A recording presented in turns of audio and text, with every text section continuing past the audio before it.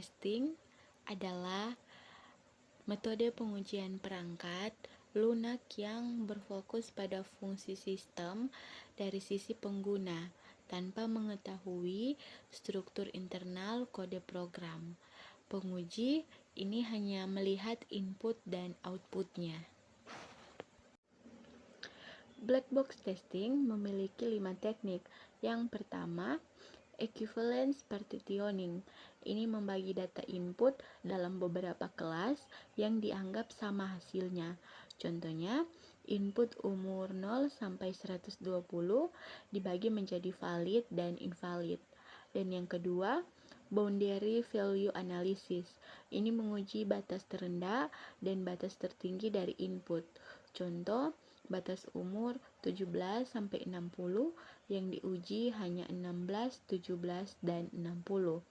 Yang ketiga, decision table testing, menggunakan tabel keputusan untuk memetakan kombinasi output dan input. Yang keempat, state transition testing. Ini mengamati perubahan kondisi berdasarkan tindakan tertentu. Dan yang terakhir, yang kelima, use case testing, menggunakan skenario penggunaan seperti yang dilakukan user. Black box testing memiliki keuntungan dan kekurangan. Keuntungannya yang pertama, penguji tidak perlu memiliki pengetahuan tentang bahasa pemrograman tertentu. Yang kedua, pengujian yang dilakukan berdasarkan sudut pandang user agar dapat mengungkapkan inkonsistensi atau ambiguitas dalam spesifikasi. Dan yang ketiga, programmer dan tester memiliki ketergantungan satu sama lain. Kekurangan black box testing yaitu uji kasus sulit didesain tanpa spesifikasi yang jelas. Yang kedua, kemungkinan memiliki pengulangan tes yang sudah dilakukan oleh programmer. Dan yang terakhir, beberapa bagian back-end tidak diuji sama sekali. Yang berikut, white box testing. White box testing ini adalah metode pengujian yang mengharuskan penguji memahami struktur internal kode, algoritma, logika, serta alur program, yang pengujiannya dilakukan dari sisi developer. Teknik-tekniknya yang pertama, unit testing. Ini mengujikan setiap unit terkecil pada kode.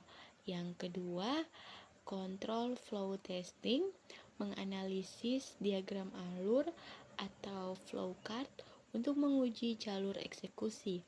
Dan yang ketiga, statement coverage, memastikan semua baris kode dieksekusi. Yang keempat, branch coverage, menguji semua percabangan atau if, else, dan switch.